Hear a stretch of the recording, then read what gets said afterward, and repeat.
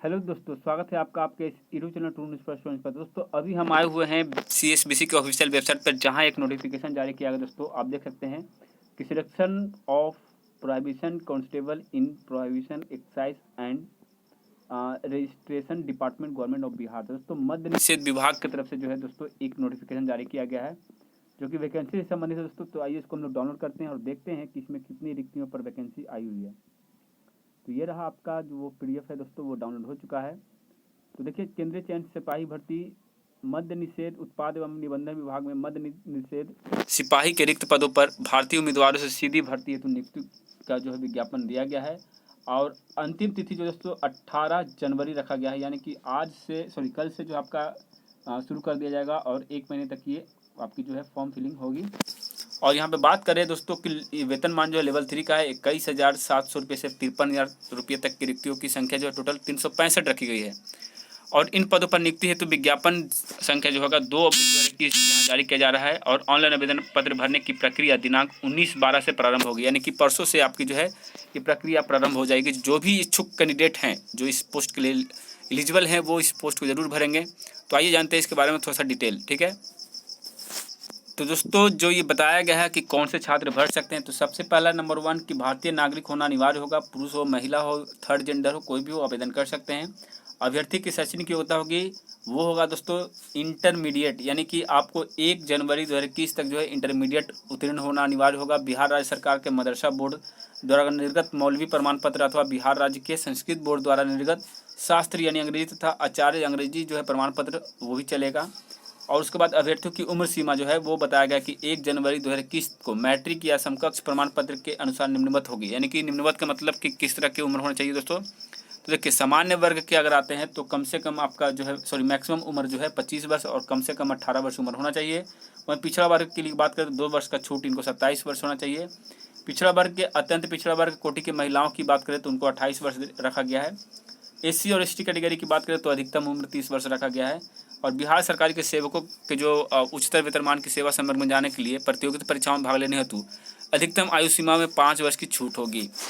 और सभी वर्गों के लिए जो है जो कि अनारक्षित या आरक्षित हैं, दिव्यांग कोटि में आते हैं यानी कि फिजिकल हैंडीकैप में आते हैं, उनको 10 वर्ष की छूट दी जाएगी। और असैनिक पदों पर नियुक्ति हेतु भूतपूर्व सैनिक की अधिकतम उम्र सीमा जो है 3 वर्ष रखी गई है छूट में।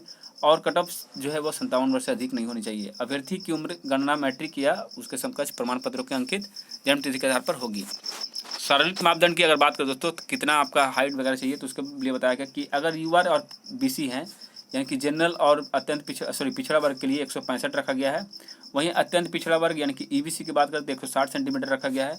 SC और ST वाले कैंडिडेट के लिए भी 160 रखा गया है। महिलाओं की बात करें तो 155 सेंटीमीटर रखा गया है।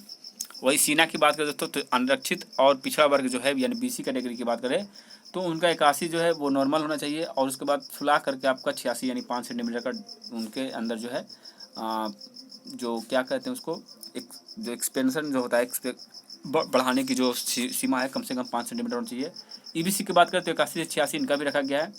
अब वही बात करें SC ST की तो 79 से लेकर 84 रखा गया है। महिलाओं की इसमें कोई भी भागीदारी नहीं होती है। वजन की बात करें दोस्तों तो मिनिमम जो है सभी वर्गों के महिलाओं को जो है आपका 48 kg होना चाहिए, ये यहाँ पे मेंशन किया गया है। ठीक है, दिव्यांगों के जो मापदंड है वो बिहार गजट के इतना संख्या पर शुक्रवार 13 अक्टूबर 2017 की कंडिका जो है दिया हुआ है 2 आपका 18 तथा मद्य निषेध उत्पाद विभाग के अंतर्गत होना चाहिए।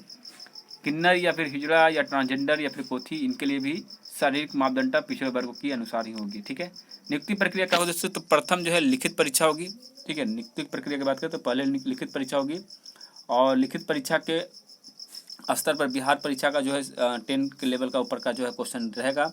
लिखित परीक्षा 100 अंक को होगी दोस्तों। प्रश्न पत्र 2 घंटे के, एक प्रश्न पत्र में 100 क्वेश्चन जो है आपके वस्तुनिष्ठ रहेंगे और प्रत्येक सही उत्तर के लिए 1 अंक दिया जाएगा। इसमें दोस्तों नेगेटिव मार्किंग नहीं रखी गई है। ठीक है, और OMR जो है यानी ऑफलाइन एग्जाम होगा OMR के सहित। और दृष्टिहीन के लिए जो है उनके लिए अलग से 30 मिनट की छूट मिलेगी।